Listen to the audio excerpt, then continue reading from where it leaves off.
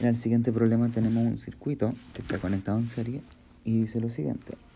El siguiente esquema representa un circuito con dos resistencias, R1 2 ohm, R2 4 ohm y una batería de 12 voltios. Se puede observar que el circuito corresponde a un circuito en serie. Si bien no lo dice, al ver la imagen podemos reconocer que es una conexión en serie. La pregunta es cuál de las siguientes opciones corresponde a la diferencia de potencial o voltaje o caída de tensión, también se le llama, entre los extremos de R2, es decir, la caída de tensión en R2. Para poder resolver este problema, lo primero que tenemos que hacer es determinar la resistencia equivalente del circuito en serie. La resistencia equivalente a un circuito en serie va a estar dada por la suma de las resistencias individuales. Con la siguiente fórmula podemos encontrar ese valor. Vamos a sumar, por lo tanto, el valor de las resistencias individuales, es decir, R1, que es 2 ohm, y R2, que es 4 ohm. Respuesta, 6 ohm. Es decir, sumamos el 2, R1 y R2, 4 ohm. 6. Ahora bien, tenemos la resistencia total. Vamos a calcular la corriente que circula por el circuito. Para ello vamos a utilizar la ley de Ohm.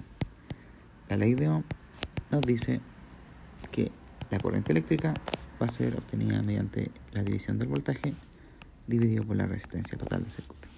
Vamos a utilizar esa siguiente fórmula. Vamos a reemplazar los datos para encontrar 12 voltios dividido en 6 ohm, lo cual nos da 2 amperios como intensidad de corriente eléctrica. Pero la respuesta no es esa, sino más bien cuánto es el voltaje que ocurre acá. Es decir, si nosotros conectáramos un voltímetro en paralelo, acá podríamos determinar cuánto es el valor del voltaje. Vamos a calcular el voltaje que hay en R2, es decir, el voltaje en 2, y se obtiene multiplicando la corriente eléctrica por la resistencia 2 con esa fórmula. Para ello vamos a reemplazar. I es 2 amperios y R2 tiene un valor de 4 ohm. Al multiplicar eso nos va a dar 8 voltios. Por lo tanto, la respuesta correcta es la letra